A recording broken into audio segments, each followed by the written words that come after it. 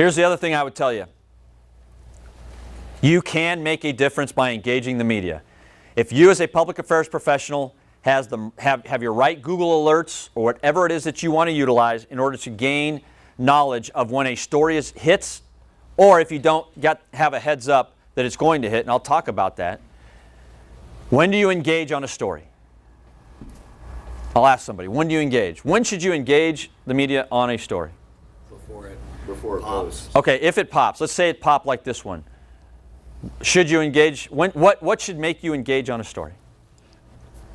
Errors in fact. Errors in fact, exactly. When a story posts, it is too late to change the context. If you don't like the context or you don't like the headline, then you failed one of two ways.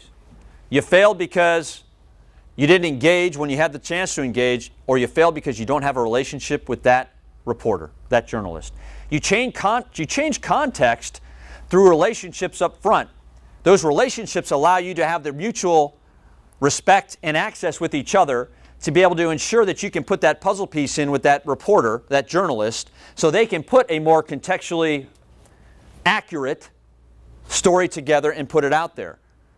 And if you have that relationship because you've developed it, because we're all human beings, if you have a relationship, a personal relationship, then that person is going to want to engage you more often. You're going to know when things are coming up. They're going to want to talk to you about things that are coming up, and you're going to engage because they want to do their job and they want to do it well. They're professionals. And so do you. But the time to engage is when something comes out in the media and it is got errors in fact. That might be a misquote, it might be bad research, it could be an honest mistake. And this was something where, quite frankly, from an Army perspective, this was an article, it was an interview, and this reporter is a fantastic pro. And when this story came out, this was just a number of months ago, General Snow, who is our U.S. Army Recruiting Command, and us at the Office of Chief of Public Affairs engaged this reporter, said, hey, we think there are some errors in fact, or we'd ask you to please correct the record. And so what happened with that, next slide, is, came out. Next story that came out right afterwards, the next morning, and why is this important? So this was the day before. This was at 10:30. This was 10:37 p.m. on July 30th, right? And this is August 1st. This came out. But on 31 July, you know what happened? 31 July, CBS News that morning CBS News started to take this story and run with it. The fact that the Army wasn't making its recruiting goals. And there are, if it's factual, that's one thing. But when it's not, there are a lot of unintended consequences that can come from that.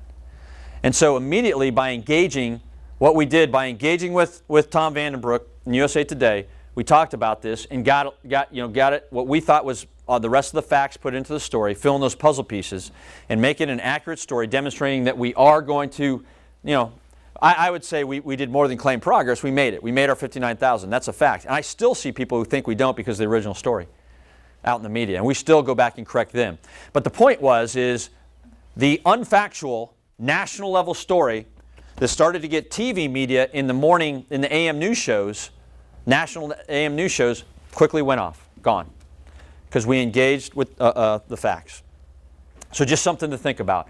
I will also tell you that you can engage on internet media before something comes out in print if you're really good, and we have done that many times. I have personally engaged reporters to be able to provide some more context and or other facts that provided better context to the story that we saw come out online, and added in direct quotes from me or others to be able to add more context to a story that hit print the next day. What you saw online and what came out in print. My point is that especially in this era, the interesting thing about this era is there are hundreds or thousands of things that can happen during 24/7, things that can get published online.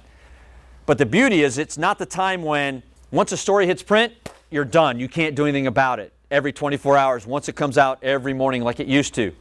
Now, while we have a lot more to track as public affairs professionals, if you have the right alerts and your team is ready, you can engage when necessary, when you're trying to challenge on facts and not context, and doing it right at the right level using the rule of proportionality.